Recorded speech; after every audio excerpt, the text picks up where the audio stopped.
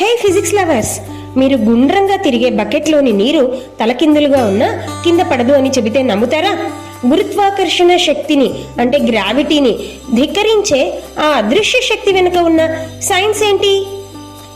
ఇప్పుడు మనం centripetal force అంటే ఏంటి ఒక ఉదాహరణ ద్వారా తెలుసుకుందాం.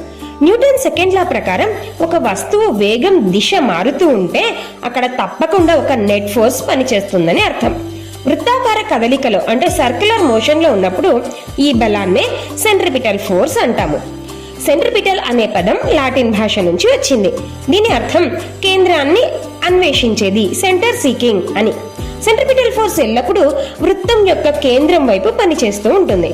ఒక బాల్ కి ఒక స్పర్శరేఖ వేగం అంటే టాంజెన్షియల్ వెలాసిటీ ఉంటుంది. అంటే గుండ్రంగా తిప్పుతూ ఉన్న ఒక బాల్ ను మనం సడన్ గా వదిలేస్తే అది ఒక స్ట్రెయిట్ లైన్ లో వెళ్ళిపోవడమే ఇదన్నమాట.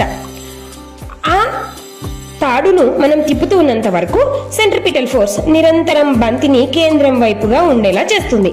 ఇది బాల్ యొక్క వేగం దిశను నిరంతరం మారుస్తూ దాన్ని సర్క్యులర్ మోషన్ లో లేదా వృత్తాకారంలో తిరిగేలా చేస్తుంది. ఉదాహరణకు సెంట్రిపిటల్ ఫోర్స్ కేవలం టెన్నిస్ బాల్ ని తిప్పడానికి మాత్రమే కాదు, రోలర్ కోస్టర్స్ ను లూప్ టు లూప్ ద్వారా ట్రాక్ పై ఉంచడానికి కూడా ఉపయోగపడుతుంది. ఈ వివరణ సెంట్రిపిటల్ ఫోర్స్ మీకు నచ్చింది కదూ? ఇది ఇలాగే మనం సెంట్రిపిటల్ ఫోర్స్ కి ఎన్నో ఉదాహరణలు అంటే సూర్యుడి చుట్టూ తిరుగుతూ ఉన్న ప్లానెట్స్, రోలర్ కోస్టర్, అలాగే మనం బకెట్ ని నీళ్లతో నింపి చుట్టూ తిప్పడం, అలాగే సర్కస్ లో ఉన్న స్కూటీ గరగరా తిరుగుతూ కింద పడకుండా ఉండడం, ఇలాంటి ఎన్నో ఉదాహరణల్ని మనం సెంట్రిపిటల్ ఫోర్స్ కి చెప్పొచ్చు. మీకు ఈ అద్భుతం నచ్చితే వెంటనే లైక్ చేయండి.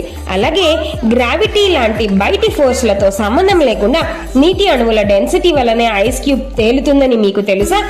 ఆ సైన్స్ తెలుసుకోవాలంటే కింద ఉన్న వీడియోలని క్లిక్ చేయండి. మరిన్ని ఇటువంటి సైన్స్ టాపిక్స్ లో క్లారిటీ కోసం వెంటనే సబ్స్క్రైబ్ చేయండి ద ఫిజిక్స్ టీచర్.